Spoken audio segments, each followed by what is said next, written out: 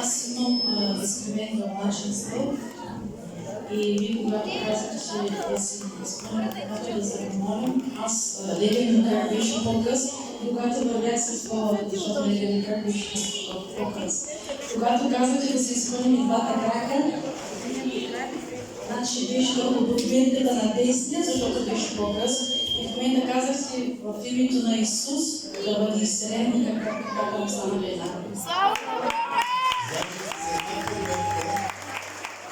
С една подметка 2-3 см единия крак е бил по-къс и се изпълнила.